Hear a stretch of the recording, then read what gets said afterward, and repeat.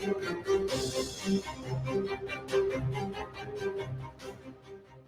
ਸ਼੍ਰੀ ਅਕਾਲ। ਤੁਸੀਂ ਜੁੜੇ ਹੋਏ ਹੋ ਪੰਜਾਬੀ ਰੇਡੀਓ USA ਦੇ ਨਾਲ ਤੇ ਮੈਂ ਹਾਂ ਪ੍ਰਵੀਨ ਸ਼ਰਮਾ ਲੈ ਕੇ ਹਾਜ਼ਰ ਹਾਂ ਪ੍ਰੋਗਰਾਮ ਅਪਡੇਟ ਕੈਲੀਫੋਰਨੀਆ ਪ੍ਰੋਗਰਾਮ ਦੇ ਵਿੱਚ ਕਈ ਅਹਿਮ ਤੇ ਕਈ ਖਾਸ ਖਬਰਾਂ ਨੂੰ ਲੈ ਕੇ ਚਰਚਾ ਕਰਨ ਦੇ ਲਈ ਜੁੜ ਚੁੱਕੇ ਨੇ ਰਾਜਕਰਨਵੀਰ ਸਿੰਘ ਜੀ।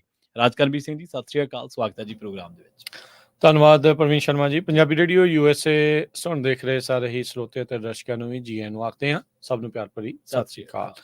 ਸਾਡੇ ਅਪਡੇਟ ਕੈਲੀਫੋਰਨੀਆ ਦੇ ਪ੍ਰੋਗਰਾਮ ਨੂੰ ਤੁਹਾਡੇ ਸਾਰਿਆਂ ਤੱਕ ਪਹੁੰਚਾਉਣ 'ਚ ਸਹਿਯੋਗ ਕਰਦੇ ਨੇ ਖਾਲਸਾ ਇੰਸ਼ੋਰੈਂਸ ਏਜੰਸੀ, ਜਿਨ੍ਹਾਂ ਦੇ ਕੋਲੋਂ ਹਰ ਇੱਕ ਤਰੀਕੇ ਦੀ ਇੰਸ਼ੋਰੈਂਸ ਕਰਵਾ ਸਕਦੇ ਹੋ। ਇੰਸ਼ੋਰੈਂਸ ਬਾਰੇ ਪਤਾ ਕਰਨ ਲਈ ਕਾਲ 408-272-2500। ਟਿਰਕੇਨਾ ਇਮੀਗ੍ਰੇਸ਼ਨ ਲਾ ਫਰਮ, US ਇਮੀਗ੍ਰੇਸ਼ਨ ਦਾ ਹੋਵੇ ਕਿਸੇ ਵੀ ਤਰੀਕੇ ਦਾ ਕੰਮ, ਕਾਲ ਅਟਰਨੀ ਜੇ ਟਿਰਕੇਨਾ 415-909-0503। ਗੁਰਬਚਨ ਸਿੰਘ ਨਾਗਰਾ ਸੈਕਰਾਮੈਂਟੋ, ਸਰਬਜੀਤ ਸਿੰਘ ਕੁਲਵਿੰਦਰ ਕੌਰ ਧੂਤ, ਸੁਰਜੀਤ ਸਿੰਘ ਚਾਹਲ ਯੂਨੀਵਰਸਿਟੀ, ਗੁਰਦੇਵ ਸਿੰਘ ਸੋਹਲ ਐਂਟੀਲੋਪ, ਸਰਬਜੀਤ ਸਿੰਘ ਐਲਕੋ ਨਵਾਡਾ, ਕਮਲਜੀਤ ਸਿੰਘ ਦੌਲਤਪੁਰੀਆ ਮੰਟੀਕਾ, ਬੀਸਲਾ ਪਰਿਵਾਰ ਫਰੈਜ਼ਨੋ, ਕੁਲਦੀਪ ਸਿੰਘ ਸੰਘਾ, ਧਰਮ ਸਿੰਘ ਸੰਘਾ ਬੇਕਰਸਫੀਲਡ। ਇਹਨਾਂ ਸਾਰਿਆਂ ਦਾ ਧੰਨਵਾਦ। ਜੇ ਤੁਸੀਂ ਵੀ ਇਸ ਪ੍ਰੋਗਰਾਮ ਨੂੰ ਸਪਾਂਸਰ ਕਰਨਾ ਚਾਹੁੰਦੇ ਹੋ, ਸੰਪਰਕ ਕਰ ਸਕਦੇ ਹੋ ਨੰਬਰ 408-722-7698 ਦੇ ਉੱਤੇ ਜੀ।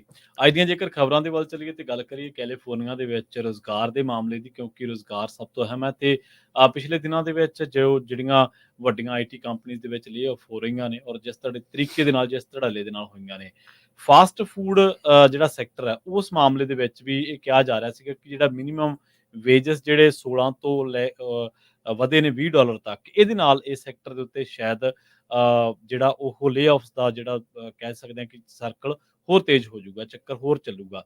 ਪਰ ਜਿਹੜਾ ਬਿਊਰੋ ਆਫ ਲੇਬਰ ਸਟੈਟਿਕਸ ਨੇ ਸਰਚ ਕੀਤੀ ਹੈ, ਉਹਨਾਂ ਨੇ ਇਸ ਗੱਲ ਦਾ ਦਾਅਵਾ ਕੀਤਾ ਕਿ ਤਕਰੀਬਨ ਅਪ੍ਰੈਲ ਤੋਂ ਲੈ ਕੇ ਜੁਲਾਈ ਤੱਕ ਆਉਂਦਿਆਂ ਇਸ ਸੈਕਟਰ ਨੇ, ਫਾਸਟ ਫੂਡ ਇੰਡਸਟਰੀ ਨੇ ਘੱਟੋ ਘੱਟ 11,000 ਨਵੀਆਂ ਜਿਹੜੀਆਂ ਜੌਬਸ ਨੇ ਉਹ ਪੈਦਾ ਕੀਤੀਆਂ ਨੇ। ਮਾਈਕਲ ਰੇ ਜਿਹੜੇ ਕਿ ਪ੍ਰੋਫੈਸਰ ਨੇ ਇਕਨੋਮਿਕਸ ਦੇ ਯੂਨੀਵਰਸਿਟੀ ਆਫ ਕੈਲੀਫੋਰਨੀਆ ਬਰਕਲੇ ਦੇ ਵਿੱਚ, ਉਹਨਾਂ ਨੇ ਕਿਹਾ ਕਿ ਜਿਹੜਾ ਇਹ ਡਾਟਾ ਹੈ, ਇਹ ਜਿਹੜੀਆਂ ਪ੍ਰੈਡਿਕਸ਼ਨ ਸੀਗੀਆਂ ਕਿ ਇਹਦੇ ਵਿੱਚ ਜਿਹੜਾ ਮਿਨੀਮਮ ਵੇਜ ਹੈ ਜਦੋਂ ਰਾਈਜ਼ ਕਰ ਜੂਗਾ, ਜਦੋਂ ਵੱਧ ਜਾਣਗੇ ਤਾਂ ਲੇ ਆਫ ਹੋਣੀਆਂ ਸ਼ੁਰੂ ਹੋ ਜਾਣਗੀਆਂ ਜਾਂ ਇਹਦਾ ਬਹੁਤ ਵੱਡਾ ਅਸਰ ਪਊਗਾ, ਤਾਂ ਉਹ ਕਹਿੰਦੇ ਕਿ ਇਹ ਬਿਲਕੁਲ ਉਹਨੂੰ ਕੰਟਰਾਡਿਕਟ ਕਰਦਾ ਹੈ। ਇਹਦੇ ਨਾਲ ਇੱਕ ਚਰਚਾ ਜਿਹੜੀ ਆ ਉਹ ਹੋਰ ਵੀ ਆਪਾਂ ਇਹਦੇ 'ਚ ਜਿਹੜੀ ਚੱਲੀ ਆ ਉਹਦੇ ਬਾਰੇ ਐਡ ਕਰਦੇ ਚੱਲੀਏ ਕਿ 1938 ਤੋਂ ਬਾਅਦ ਜਿਹੜੀ ਵੇਜ ਆ, ਮਿਨੀਮਮ ਵੇਜ ਆ, ਉਹ ਇੰਨੀ ਜ਼ਿਆਦਾ ਵਧਾਏ ਗਏ ਨੇ, ਇੱਕੋ ਦਮ 16 ਤੋਂ ਲੈ ਕੇ $20 ਜਿਹੜਾ ਕੀਤਾ ਗਿਆ। ਰੇ ਦਾ ਦਾਅਵਾ ਇਹ ਹੈ ਕਿ ਫਾਸਟ ਫੂਡ ਜਿਹੜਾ ਉਹ ਲਗਾਤਾਰ ਵੱਧ ਰਿਹਾ ਹੈ ਔਰ ਇਹ ਸੈਕਟਰ ਦੇ ਵਿੱਚ ਜਿਹੜੀਆਂ 11,000 ਜੌਬਸ ਨਵੀਆਂ ਪੈਦਾ ਹੋਈਆਂ ਨੇ ਅਪ੍ਰੈਲ ਤੋਂ ਲੈ ਕੇ ਜੁਲਾਈ ਮਹੀਨੇ ਤੱਕ। ਇਹਦਾ ਮਤਲਬ ਇਹ ਹੈ ਕਿ ਬੇਸ਼ੱਕ ਓਵਰਆਲ ਇਕਨੋਮੀ ਜਿਹੜੀ ਆ ਉਹ ਸਲੋ ਆ, ਜਾਂ ਕਹਿ ਲਓ ਕਿ ਪਿੱਛੇ ਨੂੰ ਜਾਣ ਦੇ ਉਹਦੇ ਅੰਦਾਜ਼ੇ ਨੇ, ਪਰ ਬਾਵਜੂਦ ਇਸ ਦੇ ਇਹ ਸੈਕਟਰ ਚੰਗਾ ਕਰ ਰਿਹਾ। ਸੋ ਉਹ ਇਸ ਕਥਨ ਦੇ ਉੱਤੇ ਵੀ ਜਾਂਦੇ ਨੇ ਕਿ ਵੇਜਸ ਵਧਾਉਣਾ ਜ਼ਰੂਰੀ ਨਹੀਂ ਕਿ ਹਰ ਵਾਰੀ ਉਹ ਜਿਹੜਾ ਲੇ ਆਫ ਦੇ ਵਿੱਚ ਤਬਦੀਲੀਆਂ ਹੋਣ। ਤੁਹਾਡੇ ਉਹਦੇ ਲਈ ਕਈ ਸੈਕਟਰ ਜਾਂ ਕਈ ਹੋਰ ਪਹਿਲੂ ਵੀ ਜ਼ਿੰਮੇਵਾਰ ਨੇ। ਤੁਹਾਡੀ ਓਵਰਆਲ ਇਕਨੋਮੀ ਕੀ ਆ, ਉਹ ਸੈਕਟਰ ਲੋਕਾਂ ਨੂੰ ਸਰਵ ਕਿੰਨਾ ਕਰ ਰਿਹਾ। ਸੋ ਕਈ ਥਿਊਰੀਜ਼ ਉਹ ਇਹਦੇ ਪਿੱਛੇ ਦੱਸਦੇ ਨੇ। ਹੁਣ ਬਿਊਰੋ ਲੇਬਰ ਸਟੈਟਿਸਟਿਕਸ ਉਹੀ ਆ ਜਿਨ੍ਹਾਂ ਨੇ 8 ਲੱਖ ਜੋਬਾਂ ਦਾ ਘਪਲਾ ਵੀ ਕੀਤਾ। ਹਾਂਜੀ ਸੋ ਇਹ ਹੁਣ ਏਦਾਂ ਵੀ ਚੀਜ਼ਾਂ ਨੂੰ ਅੱਜ ਕੱਲ੍ਹ ਚਿੱਥ ਕੇ ਦੇਖਣਾ ਚਾਹੀਦਾ ਹੈ। ਸਾਹਮਣੇ ਮੂਹਰੇ ਪਈ ਚੀਜ਼ ਨੂੰ ਤੁਰੰਤ ਜਿਹੜਾ ਉਹ ਨਿਕਲ ਨਹੀਂ ਜਾਣਾ ਚਾਹੀਦਾ। ਸੋ ਲੈਟਸ ਸੀ ਇਹਨਾਂ ਦੀ ਇਹ ਜਿਹੜੀ ਰਿਐਲਿਟੀ ਕਿੰਨੀ ਕੁ, ਪਰ ਕਿਉਂਕਿ ਜਦ ਪ੍ਰਵੀਨ ਜੀ ਇਹ ਜਦੋਂ ਵਧਿਆ ਸੀ, ਮਿਨੀਮਮ ਵੇਜ ਵਧੀ ਸੀ, ਬਹੁਤ ਸਾਰੀਆਂ ਨਿਊਜ਼ ਆਪਾਂ ਵੀ ਇੱਥੇ ਜਿਹੜੀਆਂ ਸ਼ੇਅਰ ਕੀਤੀਆਂ ਸੀ ਵੀ ਉਹਨਾਂ ਨੇ ਫਾਸਟ ਫੂਡ ਰੈਸਟੋਰੈਂਟਸ ਨੇ, ਪੀਜ਼ਾ ਫਰੈਂਚਾਈਜ਼ਿਸ ਨੇ, ਬਹੁਤ ਸਾਰੇ ਲੋਕਾਂ ਨੂੰ ਲੇ ਆਫ ਵੀ ਜਿਹੜਾ ਉਹ ਕੀਤਾ ਆ। ਕਿ ਉਹਨੇ ਲੇ ਆਫ ਹੋਏ ਆ ਜਿੰਨੀਆਂ ਐਡ ਹੋਈਆਂ ਆ, ਕਿਉਂਕਿ ਸਿਰਫ ਇਹਨਾਂ ਨੇ ਐਡ ਕੀਤੀਆਂ ਦੱਸੀਆਂ, ਇਹ ਨਹੀਂ ਦੱਸੀਆਂ ਵੀ ਜਿਹੜੀਆਂ ਲੇ ਆਫ ਕਿੰਨੀਆਂ ਹੋਈਆਂ। ਸੋ ਇਹ ਵੀ ਜਿਹੜੀ ਚੀਜ਼ ਆ ਉਹ ਨਾਲ ਦੇ ਨਾਲ ਜਿਹੜੀ ਉਹ ਚੱਲ ਰਹੀ ਆ। ਅਗਲੀ ਪ੍ਰਵੀਨ ਜੀ ਗੱਲ ਕਰੀਏ, ਟਰੰਪ ਹੁਣਾਂ ਨੂੰ ਇੱਕ ਵਾਰੀ ਫੇਰ ਇੰਡਾਈਟ ਕੀਤਾ ਗਿਆ ਆ। ਸਪੈਸ਼ਲ ਕੌਂਸਲ ਜੈਕ ਸਮਿਥ, ਉਹਨਾਂ ਨੇ ਜਿਹੜਾ ਇਲੈਕਸ਼ਨ ਸਬ ਵਰਜਨ ਦਾ ਜਿਹੜਾ ਕੇਸ ਆ ਉਹ ਜਿਹੜਾ ਹੁਣ ਨਵਾਂ ਲਿਆਂਦਾ 36 ਪੇਜ ਦੀ ਜਿਹੜੀ ਇੰਡਾਈਟਮੈਂਟ ਆ ਇਸ ਵਾਰ ਪੇਸ਼ ਕੀਤੀ ਆ।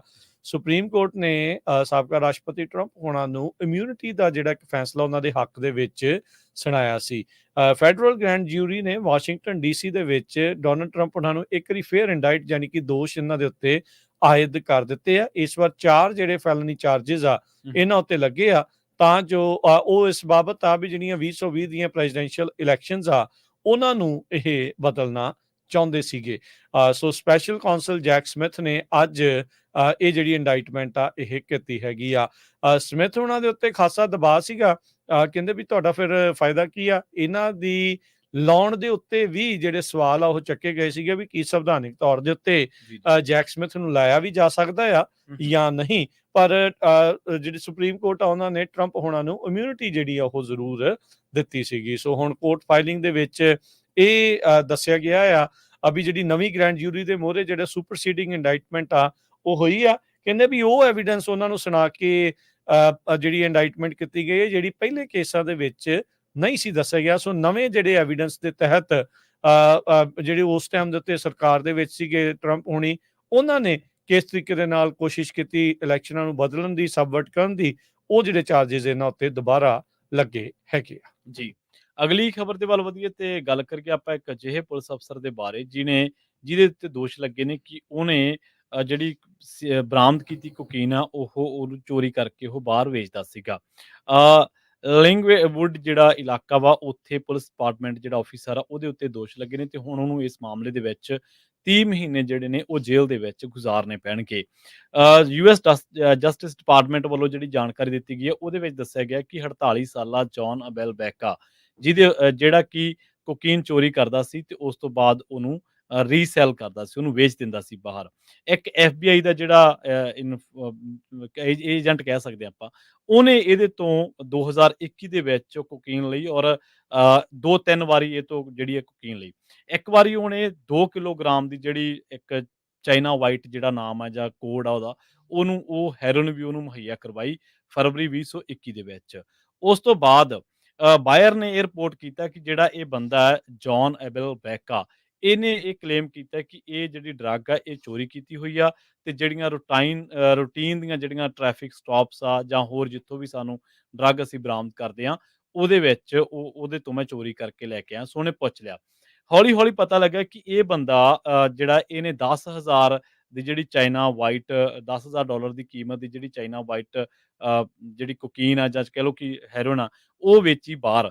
ਉਸ ਤੋਂ ਬਾਅਦ ਫਿਰ ਜਦੋਂ ਸ਼ੱਕ ਹੋਇਆ ਤਾਂ ਇਹਦੇ ਬਾਰੇ ਇਨਵੈਸਟੀਗੇਟ ਕੀਤਾ ਗਿਆ। ਇਨਵੈਸਟੀਗੇਸ਼ਨ ਦੇ ਵਿੱਚ ਇਹ ਗੱਲ ਸਾਹਮਣੇ ਆਈ ਕਿ ਇਹ ਬੰਦਾ ਤਕਰੀਬਨ ਟੋਟਲ ਜਿਹੜੀ ਗੱਲ ਰਿਕਾਰਡ ਦੇ ਵਿੱਚ ਆਈ ਆ, ਉਹਨੇ $22,000 ਕੈਸ਼ ਦੇ ਵਿੱਚ ਬਣਾਇਆ ਵੱਖ-ਵੱਖ ਡੀਲਾਂ ਦੇ ਜ਼ਰੀਏ ਤੇ ਹੋਰ ਜਿਹੜੇ ਉਹਨੇ ਸੋਰਸਸ ਇਕੱਠੇ ਕੀਤੇ ਇਸ ਨਸ਼ੇ ਨੂੰ ਵੇਚ ਕੇ।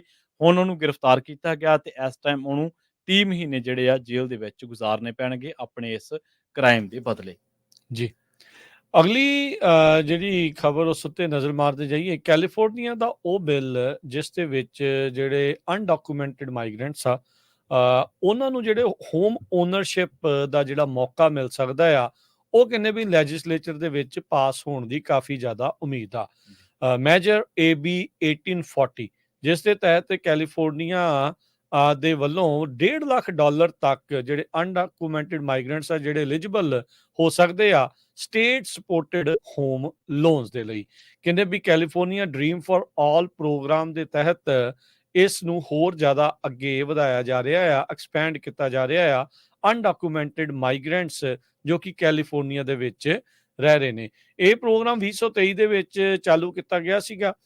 ਉਸ ਟਾਈਮ ਦੇ ਉੱਤੇ 20% ਜਿਹੜੀ ਡਾਊਨ ਪੇਮੈਂਟ ਜਾਂ ਕਲੋਜ਼ਿੰਗ ਕਾਸਟ ਦੇਣ ਦੀ ਗੱਲ ਆਖੀ ਸੀ, ਜਿਹੜੀ ਕਿ $1.5 ਲੱਖ ਤੋਂ ਵੱਧ ਨਹੀਂ ਸੀ ਹੋ ਸਕਦੀ ਤੇ ਹੋਮ ਬਾਇਰ ਜਿਹੜਾ ਇਸ ਡਾਊਨ ਪੇਮੈਂਟ ਲੋਨ ਨੂੰ ਰੀਪੇ ਜਿਹੜਾ ਉਹ ਕਰਨਾ ਸੀਗਾ ਤੇ ਨਾਲ ਘਰ ਦੀ ਜਿਹੜੀ ਵੈਲਿਊ ਜਦੋਂ ਇਨਕਰੀਜ਼ ਹੁੰਦੀ ਆ, ਜੇ ਉਹ ਪ੍ਰਾਪਰਟੀ ਸੈਲ ਕਰਦਾ ਤੇ ਉਹਦੇ ਵਿੱਚ ਵੀ ਉਸਦਾ ਹਿੱਸਾ ਜਿਹੜਾ ਉਹ ਰਹਿਣਾ ਸੀਗਾ। ਸੋ ਐਪਲੀਕੈਂਟਸ ਕਹਿੰਦੇ ਵੀ ਜੇ ਐਲੀਜੀਬਿਲਟੀ ਰਿਕੁਆਇਰਮੈਂਟ ਨੂੰ ਪੂਰੀਆਂ ਕਰਦੇ ਆ ਤੇ ਫਸਟ ਟਾਈਮ FHA ਜਿਨ੍ਹਾਂ ਨੂੰ ਆਖ ਦਿੰਦੇ ਆ, ਫਸਟ ਟਾਈਮ ਹੋਮ ਬਾਇਰਸ ਜਿਹੜੇ ਹੁੰਦੇ ਆ, ਉਹਨਾਂ ਨੂੰ ਐਟਲੀਸਟ ਜਿਹੜਾ ਵਨ ਆਫ ਦਾ ਬੋਰਵਰਸ ਆ ਫਸਟ ਜਨਰੇਸ਼ਨ ਹੋਮ ਬਾਇਰ ਹੋਣਾ ਜਿਹੜਾ ਉਹ ਚਾਹੀਦਾ ਆ। ਸੋ ਕਹਿੰਦੇ ਵੀ ਇਹ ਜਿਹੜਾ ਬਿੱਲ ਆ ਲੱਗਦਾ ਆ ਵੀ ਕੈਲੀਫੋਰਨੀਆ ਦੀ ਅਸੈਂਬਲੀ ਦੇ ਵਿੱਚ ਪਾਸ ਜਿਹੜਾ ਉਹ ਹੋ ਜਾਵੇਗਾ।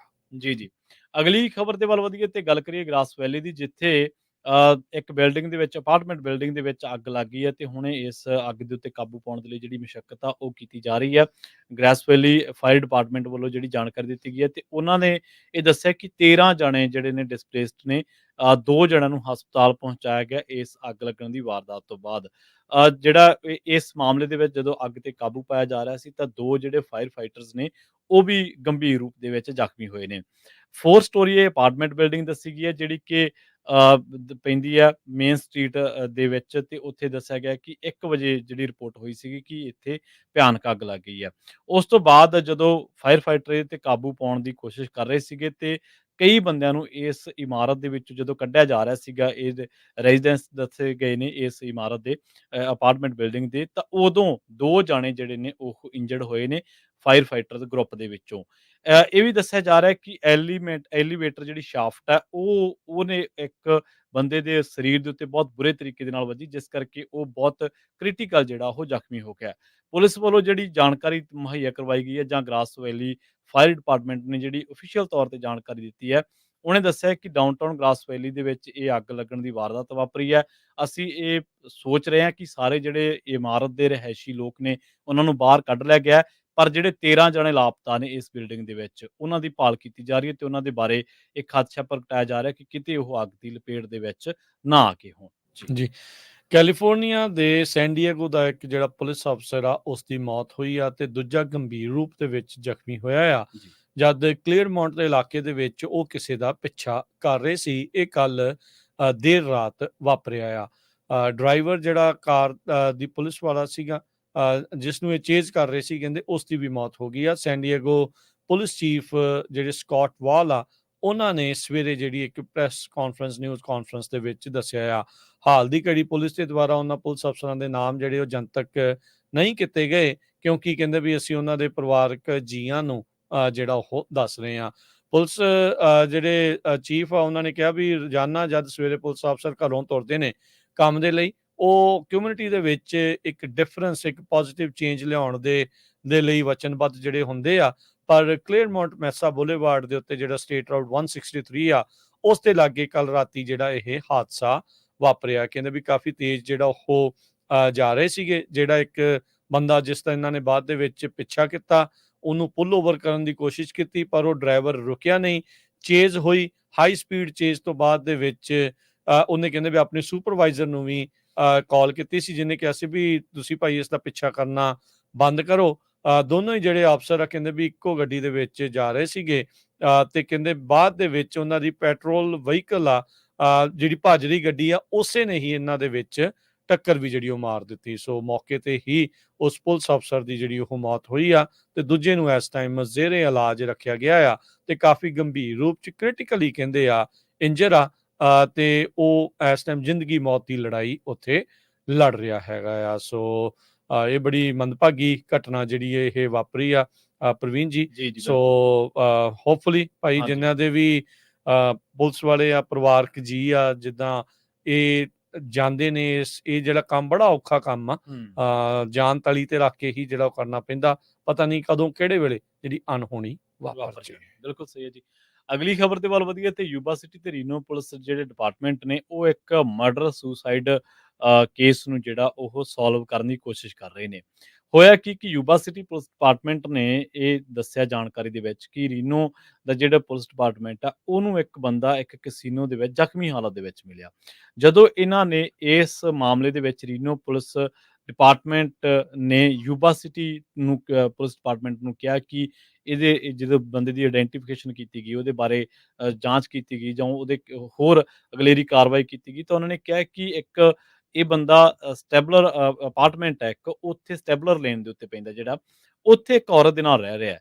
ਜਦੋਂ ਯੂਬਾ ਸਿਟੀ ਪੁਲਿਸ ਨੇ ਉੱਥੇ ਉਸ ਅਪਾਰਟਮੈਂਟ ਦੇ ਵਿੱਚ ਪੁਲਿਸ ਗਈ ਤੇ ਉਹਨਾਂ ਨੇ ਸੋਚਿਆ ਕਿ ਆਪਾਂ ਇਸ ਔਰਤ ਨੂੰ ਜਾਣਕਾਰੀ ਦਿੰਦੇ ਹਾਂ ਕਿ ਤੇਰੇ ਨਾਲ ਰਹਿੰਦਾ ਬੰਦਾ ਜਿਹੜਾ ਉਹ ਜ਼ਖਮੀ ਹਾਲਤ ਦੇ ਵਿੱਚ ਮਿਲਿਆ, ਤਾਂ ਉਹ ਕਹਿੰਦੇ ਕਿ ਉਹ ਔਰਤ ਮ੍ਰਿਤਕ ਦੇਖੀ ਗਈ।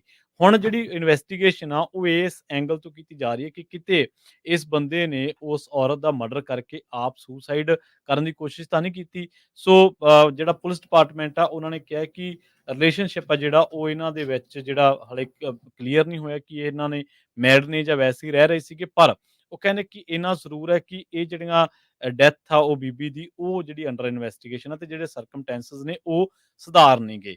ਉਸ ਤੋਂ ਬਾਅਦ ਇਹਨਾਂ ਦੋਨਾਂ ਦੀ ਜਿਹੜੀ ਆਇਡੈਂਟੀਟੀ ਆ ਉਹ ਰਿਲੀਜ਼ ਨਹੀਂ ਕੀਤੀ ਗਈ।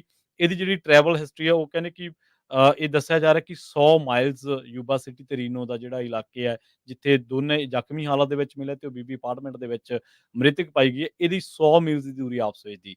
ਇਹ ਬੰਦਾ ਉਹਨੂੰ ਕਤਲ ਕਰਕੇ ਗਿਆ, ਜਾਂ ਉਹਨੇ ਪਹਿਲਾਂ ਸੁਸਾਈਡ ਕੀਤਾ, ਜਾਂ ਉਸ ਤੋਂ ਬਾਅਦ ਇਹਨੇ ਸੁਸਾਈਡ ਕੀਤਾ, ਕਿਸੇ ਉਹਨਾਂ ਦੇ ਵਿੱਚ ਕੋਸ਼ਿਸ਼ ਕੀਤੀ ਹੈ ਸੁਸਾਈਡ ਕਰਨ ਦੀ। ਇਹਦੇ ਬਾਰੇ ਹਾਲੇ ਪੁਲਿਸ ਜਿਹੜੀ ਆ ਉਹ ਇਨਵੈਸਟੀਗੇਟ ਕਰ ਰਹੀ ਹੈ। ਜੀ। ਇਸੇ ਤਰੀਕੇ ਨਾਲ ਇੱਕ ਮਰਡਰ ਸੁਸਾਈਡ ਦੀ ਘਟਨਾ ਰਾਈਸ ਯੂਨੀਵਰਸਿਟੀ ਦੇ ਵਿੱਚ ਵਾਪਰੀ ਹੈਗੀ ਆ। ਉੱਥੇ ਇਹ ਪਤਾ ਲੱਗ ਰਿਹਾ ਐਂਡਰੀਆ ਰੋਡਰੀਗਜ਼ ਅਵੀਲਾ, ਜੀ ਜੋ ਕਿ ਪੋਲੀਟੀਕਲ ਸਾਇੰਸ ਦੀ ਵਿਦਿਆਰਥਣ ਸੀ, ਜੂਨੀਅਰ ਸੀਗੀ, ਮੇਜਰ ਕਰ ਰਹੀ ਸੀ, ਉਸ ਦੇ ਵਿੱਚ ਪ੍ਰੀ ਲਾਅ ਕਰ ਰਹੀ ਸੀ ਰਾਈਸ ਯੂਨੀਵਰਸਿਟੀ 'ਚ। ਉਸ ਦੀ ਲਾਸ਼ ਜਿਹੜੀ ਉਹ ਬਰਾਮਦ ਹੋਈ ਆ। 21 ਸਾਲ ਇਸ ਦੀ ਮਹਿਜ ਉਮਰ ਸੀਗੀ। ਨੋਟਿੰਗਮ ਮੈਰੀਲੈਂਡ ਦੀ ਇਹ ਰਹਿਣ ਵਾਲੀ ਸੀ। ਸਪਰਿੰਗ 2024 ਦੇ ਵਿੱਚ ਕੁਛ ਮਹੀਨੇ ਪਹਿਲਾਂ ਹੀ ਇਸਨੇ ਇਸ ਯੂਨੀਵਰਸਿਟੀ ਦੇ ਵਿੱਚ ਟਰਾਂਸਫਰ ਲਈ ਸੀ, ਬਾਲਟੀਮੋਰ ਕਾਊਂਟੀ ਤੋਂ, ਉੱਥੋਂ ਦੇ ਕਮਿਊਨਿਟੀ ਕਾਲਜ ਤੋਂ। ਕਹਿੰਦੇ ਵੀ ਇੱਕ ਹੋਣਹਾਰ ਵਿਦਿਆਰਥਣ ਸੀਗੀ, ਜੀ ਡਿਪਟੀ ਪਾਰਲੀਮੈਂਟੇਰੀਅਨ ਸੀਗੀ ਰਾਈਸ ਯੂਨੀਵਰਸਿਟੀ ਐਸੋਸੀਏਸ਼ਨ ਦੇ ਵਿੱਚ।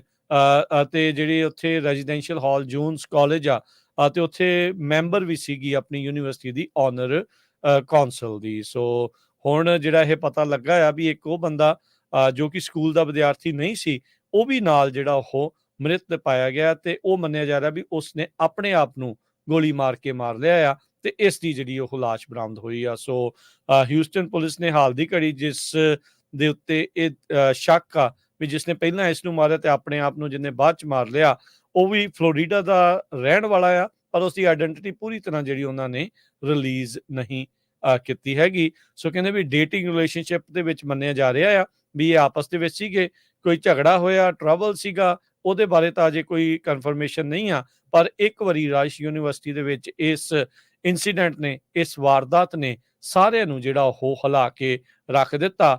8500 ਵਿਦਿਆਰਥੀ ਰਾਈਸ ਯੂਨੀਵਰਸਿਟੀ ਦੇ ਵਿੱਚ ਪੜ੍ਹਦੇ ਨੇ, ਤੇ ਕਹਿੰਦੇ ਵੀ ਅੱਜ ਉੱਥੇ ਕਲਾਸਾਂ ਜਿਹੜੀਆਂ ਇਸ ਮਾਮਲੇ ਕਰਕੇ, ਇਸ ਵਾਰਦਾਤ ਕਰਕੇ ਕੈਂਸਲ ਕਰ ਦਿੱਤੀਆਂ ਗਈਆਂ। ਜੀ ਅਗਲੀ ਖਬਰ ਦੇ ਵੱਲ ਵਧੀਏ ਤੇ ਖਬਰ ਜਿਹੜੀ ਆ ਉਹ ਜੁੜੀ ਹੋਈ ਆ ਸਿੱਖਿਆ ਦੇ ਨਾਲ, ਸਿੱਖਿਆ ਐਜੂਕੇਸ਼ਨ ਸੈਕਟਰ ਦੇ ਨਾਲ ਜੁੜੀ ਹੋਈ ਹੈ। ਜਿਹੜੇ ਸਿਲੀਕਨ ਵੈਲੀ ਦੇ ਸਕੂਲ ਨੇ ਉਹ ਹੁਣ ਸੈੱਲ ਫੋਨ ਰਿਸਟ੍ਰਿਕਸ਼ਨਸ ਨੂੰ ਜਿਹੜਾ ਉਹ ਇੰਪਲੀਮੈਂਟ ਕਰਨ ਦੇ ਬਾਰੇ ਵਿਚਾਰ ਕਰ ਰਹੇ ਨੇ। ਕਈ ਸਕੂਲਾਂ ਨੇ ਕਰ ਵੀ ਦਿੱਤਾ ਹੈ। ਸੈਨ ਹੋਜੇ ਸਕੂਲ ਜਿਹੜੇ ਨੇ ਉਹ ਲਿਮਿਟ ਕਰਨ ਦੀ ਕੋਸ਼ਿਸ਼ ਕਰ ਰਹੇ ਨੇ ਸੈੱਲ ਫੋਨ ਦੇ ਯੂਜ਼ ਨੂੰ, ਮੋਬਾਈਲ ਯੂਜ਼ ਨੂੰ ਕਲਾਸਾਂ ਦੇ ਦਰਮਿਆਨ, ਕਿਉਂਕਿ ਇਹ ਕਹਿੰਦੇ ਇੱਕ ਐਫਰਟ ਜਿਹੜਾ ਉਹ ਤਾਂ ਕੀਤਾ ਜਾ ਰਿਹਾ ਤਾਂ ਜੋ ਜਿਹੜੇ ਸਟੂਡੈਂਟ ਨੇ ਜਿਹੜੇ ਕਲਾਸ ਦੇ ਦਰਮਿਆਨ ਵੀ ਜਾਂ ਕਲਾਸ ਲਾਉਂਦੇ ਵੇਲੇ ਵੀ ਉਹ ਖੋਏ ਰਹਿੰਦੇ ਨੇ, ਉਹ ਉਲਝੇ ਰਹਿੰਦੇ ਨੇ ਉਹਨਾਂ ਖਿਆਲਾਂ ਦੇ ਵਿੱਚ, ਜਿਹੜਾ ਕਿ ਉਹ ਸੋਸ਼ਲ ਮੀਡੀਆ ਉੱਤੇ ਯੂਜ਼ ਕਰਦੇ ਨੇ, ਇੱਕ ਦੂਜੇ ਨੂੰ ਟੈਕਸਟ ਕਰਦੇ ਨੇ, ਤੇ ਉਹਨਾਂ ਦਾ ਧਿਆਨ ਪੜ੍ਹਾਈ ਦੇ ਵੱਲ ਜਾਂ ਕਲਾਸ ਦੇ ਵੱਲ ਜਾਂ ਟੀਚਰ ਵੱਲ ਬਿਲਕੁਲ ਨਹੀਂ ਹੁੰਦਾ। ਉਹ ਕਹਿੰਦੇ ਕਿ ਇਹ ਜਿਹੜੀ ਚੀਜ਼ ਆ ਜਦੋਂ ਅਸੀਂ ਲਿਮਿਟ ਕਰ ਦਿਆਂਗੇ ਤਾਂ ਇਹ ਬੈਟਰ ਅਕੈਡਮਿਕ ਪਰਫਾਰਮੈਂਸ ਤੇ ਵੈਲਨੈਸ ਉੱਤੇ ਜਿਹੜਾ ਇਹਦਾ ਚੰਗਾ ਟਾਈਮ ਪਊਗਾ, ਚੰਗਾ ਅਸਰ ਦੇਖਣ ਨੂੰ ਮਿਲੂਗਾ ਜਦੋਂ ਅਸੀਂ ਸਕਰੀਨ ਟਾਈਮ ਨੂੰ ਥੋੜਾ ਜਿਹਾ ਹੋਰ ਘਟਾ ਦੇਵਾਂਗੇ। ਜਿਹੜੇ ਰੇਨਾਟਾ ਸੈਂਚੇਜ਼ ਨੇ, ਪ੍ਰੈਜ਼ੀਡੈਂਟ ਨੇ ਸੈਨ ਹੋਜੇ ਟੀਚਰ ਐਸੋਸੀਏਸ਼ਨ ਦੇ, ਉਹਨਾਂ ਨੇ ਕਿਹਾ ਹੈ ਕਿ ਸਟੂਡੈਂਟ ਜਿਹੜੇ ਨੇ ਉਹ ਡਿਸਟਰੈਕਟ ਹੁੰਦੇ ਨੇ ਸੋਸ਼ਲ ਮੀਡੀਆ ਕਰਕੇ, ਟੈਕਸਟ ਕਰਕੇ, ਨੋਟੀਫਿਕੇਸ਼ਨ ਕਰਕੇ। ਜਦੋਂ ਕਲਾਸਿਸ ਦੇ ਵਿੱਚ ਵੀ ਹੁੰਦੇ ਨੇ ਤੇ ਕਈ ਤਾਂ ਚੋਰੀ ਛਿਪੇ ਤੇ ਕਈ ਟੀਚਰ ਦੇ ਸਾਹਮਣੇ ਜਿਹੜੇ ਨੇ ਉਹ ਫੋਨ ਯੂਜ਼ ਕਰਨ ਲੱਗ ਪੈਂਦੇ ਨੇ। ਇਹਦੇ ਕਰਕੇ ਕਹਿੰਦੇ ਕਿ ਸਾਨੂੰ ਲੱਗਦਾ ਕਿ ਹੁਣ ਉਹਨਾਂ ਦੀ ਪਰਫਾਰਮੈਂਸ ਜਿਹੜੀ ਆ ਉਹ ਲਗਾਤਾਰ ਉਹਦੇ 'ਚ ਨਿਘਾਰ ਅਸੀਂ ਨੋਟ ਕਰ ਰਹੇ ਹਾਂ। ਸਟੇਟ ਸੁਪਰੀਟੈਂਡੈਂਟ ਨੇ ਪਬਲਿਕ ਇੰਸਟਰਕਸ਼ਨ ਦੇ ਟੋਨੀ ਟੈਰਮਾਉਂਡ, ਉਹਨਾਂ ਨੇ ਵੀ ਕਿਹਾ ਹੈ ਕਿ ਜਿਹੜੇ ਸਕੂਲਸ ਨੇ ਇਹਨਾਂ ਨੂੰ ਇਹਦੇ ਉੱਤੇ ਹੋਰ ਧਿਆਨ ਦੇਣਾ ਚਾਹੀਦਾ ਹੈ ਤਾਂ ਜੋ ਸਟੂਡੈਂਟ ਜਿਹੜੇ ਨੇ ਉਹ ਸੈੱਲ ਫੋਨ ਦੀ ਵਰਤੋਂ ਸਕੂਲ ਟਾਈਮ ਦੇ ਵਿੱਚ ਵੀ ਘਟਾ ਸਕਣ, ਤੇ ਇਹਦਾ ਮੈਂਟਲ ਹੈਲਥ ਉੱਤੇ ਜਿਹੜਾ ਨੈਗੇਟਿਵ ਇੰਪੈਕਟ ਪੈਂਦਾ ਉਹਦੇ ਬਾਰੇ ਅਸੀਂ ਸਟੂਡੈਂਟਸ ਨੂੰ ਹੋਰ ਜਿਹੜੀ ਜਾਣਕਾਰੀ ਉਹ ਦੇ ਸਕੀਏ। ਇਹ ਸੈਨ ਹੋਜ਼ੇ ਦੇ ਵਿੱਚ ਨੇ। ਹੌਲੀ ਹੌਲੀ ਉਹ ਕਹਿੰਦੇ ਕਿ ਸੈਨ ਹੋਜ਼ੇ ਯੂਨੀਫਾਈਡ ਸਕੂਲ ਡਿਸਟ੍ਰਿਕਟ ਜਿਹੜੇ ਨੇ ਉਹਨਾਂ ਨੇ ਕਿਹਾ ਕਿ ਸੈੱਲ ਫੋਨ ਪਾਲਿਸੀ ਜਿਹੜੀਆਂ ਉਹਨਾਂ ਨੇ ਅਲਾਉ ਕਰਤੀਆਂ ਸਕੂਲਸ ਨੂੰ ਕਿ ਤੁਸੀਂ ਕ੍ਰੀਏਟ ਕਰੋ ਸੈੱਲ ਫੋਨ ਪਾਲਿਸੀਜ਼। ਤੇ ਜਿਹੜੇ ਕੁਝ ਟੀਚਰਸ ਨੇ ਜਿਨ੍ਹਾਂ ਦੇ ਵਿੱਚ ਲਿੰਕਨ ਹਾਈ ਸਕੂਲਸ ਦਾ ਵੇਰਵਾ ਦਿੱਤਾ ਗਿਆ ਹੈ, ਉਹਨਾਂ ਨੇ ਕਿਹਾ ਕਿ ਹੁਣ ਇਹਨਾਂ ਨੇ ਆਪਣੇ ਜਿਹੜੇ ਸਟੂਡੈਂਟਸ ਨੇ, ਆਪਣੇ ਜਿਹੜੇ ਬੱਚੇ ਪੜ੍ਹਨ ਆਉਂਦੇ ਨੇ, ਉਹਨਾਂ ਨੂੰ ਹੁਣ ਇਹਦੇ ਬਾਰੇ ਆਲਰੇਡੀ ਜਾਣਕਾਰੀ ਦੇ ਦਿੱਤੀ ਹੈ ਤੇ ਆਉਣ ਵਾਲੇ ਸਮੇਂ ਦੇ ਵਿੱਚ ਇਹ ਪਾਲਿਸੀਜ਼ ਤੁਹਾਨੂੰ ਇੰਪਲੀਮੈਂਟ ਹੋਈਆਂ ਮਿਲ ਜਾਣਗੀਆਂ। ਕੈਲੀਫੋਰਨੀਆ ਸਿਲੀਕਨ ਵੈਲੀ ਦੀ ਇੱਕ ਜਿਹੜੀ ਸਟਾਰਟਅਪ ਕੰਪਨੀ ਦੇ ਵਿੱਚ ਵਲਨਰੇਬਿਲਟੀ ਸੀ। ਕਹਿੰਦੇ ਵੀ ਇੰਟਰਨੈਟ ਸਰਵਿਸ ਪ੍ਰੋਵਾਈਡਰ ਯੂਐਸ ਦੇ ਵਿੱਚ ਤੇ ਇੱਕ ਇੰਡੀਆ ਦੇ ਵਿੱਚ ਸੀਗਾ। ਉਹਦੇ ਥਰੂ ਯੂਐਸ ਦੀਆਂ ਜਿਹੜੀਆਂ ਕੰਪਨੀਜ਼ ਦੇ ਵਿੱਚ ਚਾਈਨੀਜ਼ ਹੈਕਿੰਗ ਕੈਂਪੇਨ, ਜਿਸ ਦਾ ਨਾਮ ਵੋਲਟ ਟਾਈਫੂਨ ਆ, ਉਹਨਾਂ ਨੇ ਐਕਸਪਲੋਇਟ ਕੀਤਾ ਤੇ ਹੈਕ ਜਿਹੜਾ ਉਹ ਕਰ ਲਿਆ। ਚਾਈਨੀਜ਼ ਹੈਕਰ ਨੇ ਯੂਐਸ ਇੰਟਰਨੈਟ ਫਰਮਸ ਨੂੰ ਕਹਿੰਦੇ ਵੀ ਬ੍ਰੀਚ ਜਿਹੜਾ ਉਹ ਕਰ ਦਿੱਤਾ। ਲੂਮਨ ਇੱਕ ਕੰਪਨੀ ਆ, ਉਹਨਾਂ ਨੇ ਇਸ ਦਾ ਜਿਹੜਾ ਖੁਲਾਸਾ ਹੈ ਇਸ ਟਾਈਮ ਕੀਤਾ ਹੈਗਾ ਆ। ਸੋ ਬਲੈਕ ਲੋਟਸ ਲੈਬਸ ਇਹ ਹਮੇਸ਼ਾ ਜਾਣਕਾਰੀ ਰੱਖਦੇ ਆ ਜਾਂ ਦੇਖਦੇ ਰਹਿੰਦੇ ਆ ਵੀ ਕਿੱਥੇ ਹੈਕਿੰਗ ਵਗੈਰਾ ਹੋਈ ਹੈਗੀ ਆ। ਕਹਿੰਦੇ ਵੀ ਉਹ ਅਸੈਸਮੈਂਟ ਦੇ ਵਿੱਚ ਜਿਹੜੀ ਉਹਨਾਂ ਨੇ ਪਬਲਿਸ਼ ਕੀਤੀ ਆ ਅੱਜ ਹੀ, ਉਹਦੇ ਵਿੱਚ ਕਹਿੰਦੇ ਵੀ ਉਹ ਮੋਡਰੇਟ ਕੌਨਫੀਡੈਂਸ ਦੇ ਨਾਲ ਕਹਿ ਰਹੇ ਆ ਵੀ ਵੋਲਟ ਟਾਈਫੂਨ ਨੇ ਜਿਹੜੇ ਆ ਵਰਸਾ ਸਿਸਟਮਸ ਦੇ ਥਰੂ ਐਕਸਪਲੋਇਟ ਕਰਕੇ ਹੈਕਿੰਗ ਜਿਹੜੀ ਉਹ ਕੀਤੀ ਆ। ਇਹ ਵਰਸਾ ਵਾਲੇ ਜਿਹੜੇ ਕਹਿੰਦੇ ਵੀ ਮੈਨੇਜ ਕਰਦੇ ਨੇ ਨੈਟਵਰਕ ਕੌਨਫੀਗਰੇਸ਼ਨ, ਇੱਕ ਵੱਡੀ ਇਨਵੈਸਟਮੈਂਟ ਫਰਮ ਜਿਹੜੀ ਬਲੈਕ ਰੌਕ ਇੰਕ ਤੇ ਸਿਕੋਇਆ ਜਿਹੜੇ ਕੈਪੀਟਲ ਆ ਉਸ ਦੇ ਵਿੱਚ। ਇਹਨਾਂ ਨੇ ਪਿਛਲੇ ਹਫ਼ਤੇ ਹੀ ਇੱਕ ਬੱਗ ਅਨਾਉਂਸ ਕੀਤਾ ਸੀ ਤੇ ਉਹਦੇ ਵਿੱਚ ਪ੍ਰੋਬਲਮ ਸੀ ਤੇ ਉਹਨਾਂ ਨੇ ਕਿਹਾ ਸੀਗਾ ਵੀ ਅਸੀਂ ਇਸ ਨੂੰ ਪੈਚ ਕਰ ਦਿੰਦੇ ਆ ਤੇ ਹੋਰ ਜਿਹੜੀਆਂ ਮਿਟੀਗੇਸ਼ਨ ਜਿਹੜੀਆਂ ਉਹ ਕਰਾਂਗੇ। ਪਰ ਉਸ ਤੋਂ ਪਹਿਲਾਂ ਹੀ ਚਾਈਨੀਜ਼ ਹੈਕਰਸ ਨੇ ਇਸ ਦੇ ਜ਼ਰੀਏ ਜਿਹੜਾ ਆ ਉਹ ਐਂਟਰੀ ਮਾਰ ਕੇ ਚੀਜ਼ਾਂ ਜਿਹੜੀਆਂ ਉਹ ਹੈਕ ਕਰ ਲਈਆਂ।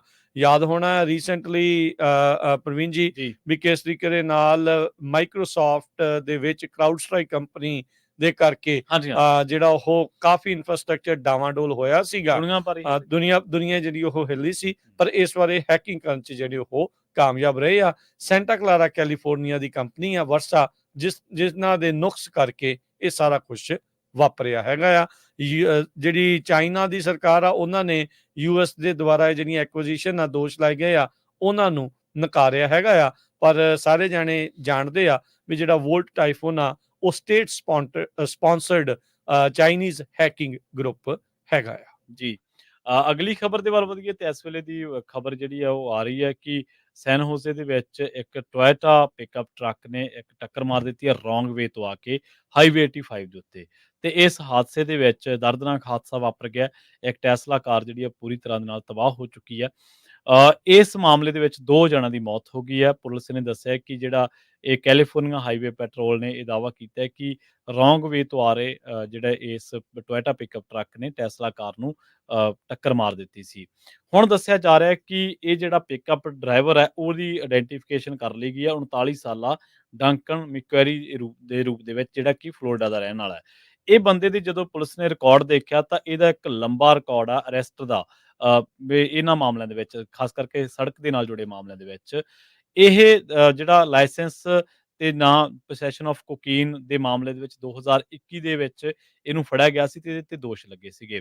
ਇਸੇ ਤਰ੍ਹਾਂ ਡਰੰਕ ਡਰਾਈਵਿੰਗ ਦੇ ਇੱਕ ਮਾਮਲੇ ਦੇ ਵਿੱਚ ਇਹਨੂੰ 2013 ਦੇ ਵਿੱਚ ਇਹਦਾ ਜਿਹੜਾ ਲਾਇਸੈਂਸ ਆ ਉਹ ਵੀ ਥੋੜਾ ਸਮੇਂ ਦੇ ਲਈ ਰੋਕਿਆ ਗਿਆ ਸੀਗਾ। ਇਹਨੂੰ ਆਫ ਰੋਡ ਜਿਵੇਂ ਆਪਾਂ ਕਹਿ ਦਿੰਦੇ ਹਾਂ ਕਿਸੇ ਬੰਦੇ ਨੂੰ ਕਰ ਦਿੱਤਾ ਗਿਆ ਸੀਗਾ।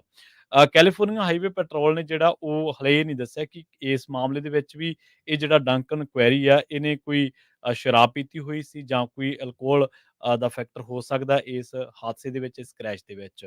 ਇਹਦੇ ਬਾਰੇ ਹਲੇ ਕੋਈ ਜਾਣਕਾਰੀ ਨਹੀਂ। ਹਾਂ, ਪਰ ਇੰਨਾ ਜ਼ਰੂਰ ਹੈ ਕਿ ਮਕੈਰੀ ਤੇ ਜਿਹੜਾ ਉਹ ਰੋਂਗ ਸਾਈਡ ਤੋਂ ਆ ਕੇ, ਤੁਸੀਂ ਦੇਖੋ ਪੂਰੀ ਤੇਜ਼ ਰਫ਼ਤਾਰ ਜੋ ਕਿ ਚੀਜ਼ ਰੋਂਗ ਸਾਈਡ ਤੋਂ ਆ ਕੇ ਤੁਹਾਡੇ 'ਚ ਵੱਜਦੀ ਆ ਤੇ ਉਹ ਸੀ ਵੀ ਬਹੁਤ ਜ਼ਿਆਦਾ ਸਪੀਡੀ। ਇਸ ਬੰਦੇ ਦੀ ਇਸ ਗਲਤ ਡਰਾਈਵਿੰਗ ਕਰਕੇ ਜਾਂ ਇਸ ਲਾਪਰਵਾਹੀ ਵਤੀਰੇ ਕਰਕੇ 2 ਜਾਨਾਂ ਜਿਹੜੀਆਂ ਨੇ ਉਹ ਚਲੀਆਂ ਗਈਆਂ। ਜੀ, ਪ੍ਰੋਗਰਾਮ ਦਾ ਸਮਾਂ ਜਿਹੜਾ ਉਹ ਸਮਾਪਤ ਹੈ। ਜਾਂਦੇ ਮਾਰਕੀਟਸ ਦਾ ਜੇ ਹਾਲ ਦੱਸਦੇ ਜਾਈਏ, ਡਾਓ ਜੋਨ ਅੱਜ 10 ਪੁਆਇੰਟ ਵੱਧ ਕੇ 41,251 ਤੇ ਬੰਦ ਹੋਇਆ। S&P 9 ਪੁਆਇੰਟ ਘਟ ਕੇ 5600 ਤੇ 26 ਤੇ ਬੰਦ ਹੋਇਆ। ਨੈਸਡੈਕ 29 ਪੁਆਇੰਟ S&P ਵਧਿਆ ਹੈ ਜੀ 9 ਪੁਆਇੰਟ 5600 ਤੇ 26 ਦੇ ਉੱਤੇ। ਨੈਸਡੈਕ 29 ਪੁਆਇੰਟ ਵੱਧ ਕੇ 17,700 ਤੇ 55 ਤੇ ਬੰਦ ਹੋਇਆ। ਸੋਨੇ ਦਾ ਭਾਅ $2500 ਤੇ $62 ਪ੍ਰਤੀ ਆਉਂਸ। ਕੱਚੇ ਤੇਲ ਦੀ ਕੀਮਤ $76 ਪ੍ਰਤੀ barrel. 10-year yield 3.83%। Crypto currency 'ਚ ਬਿਟਕੋਇਨ 59,644 ਤੇ ਇਥੀਰੀਅਮ 2400 ਤੇ $65 ਦੇ ਬਰਾਬਰ ਚੱਲ ਰਿਹਾ ਹੈ ਜੀ। ਇਸੇ ਤਰ੍ਹਾਂ ਜੇਕਰ ਕਰੰਸੀ ਦੀ ਗੱਲ ਕਰੀਏ ਤਾਂ ਅੱਜ $1 ਦੀ ਕੀਮਤ ਕੈਨੇਡਾ ਦੇ $1 ਤੇ 34 ਸੈਂਟ ਦੇ ਬਰਾਬਰ ਰਹੀ ਹੈ। ਇੰਡੀਆ ਦੇ $83.92 ਦੇ ਬਰਾਬਰ ਤੇ ਪਾਕਿਸਤਾਨ ਦੇ $278.60 ਦੇ ਬਰਾਬਰ $1 ਦੀ ਕੀਮਤ ਰਹੀ ਹੈ। ਇੱਥੇ ਪ੍ਰੋਗਰਾਮ ਦੀ ਸਮਾਪਤੀ ਮੇਰੇ ਰਾਜਕਨਵੀਰ ਸਿੰਘ ਤੇ ਪ੍ਰਵੀਨ ਸ਼ਰਮਾ ਵੱਲੋਂ ਤੁਹਾਨੂੰ ਸਭ ਨੂੰ ਪਿਆਰ ਭਰੀ ਸਤਿ ਸ੍ਰੀ ਅਕਾਲ। ਜਿੰਦੇ ਵਾਸਤੇ ਖੇਲਦੇ ਰਹੋ, ਸੁਣਦੇ ਰਹੋ, ਦੇਖਦੇ ਰਹੋ ਪੰਜਾਬੀ ਰੇਡੀਓ USA।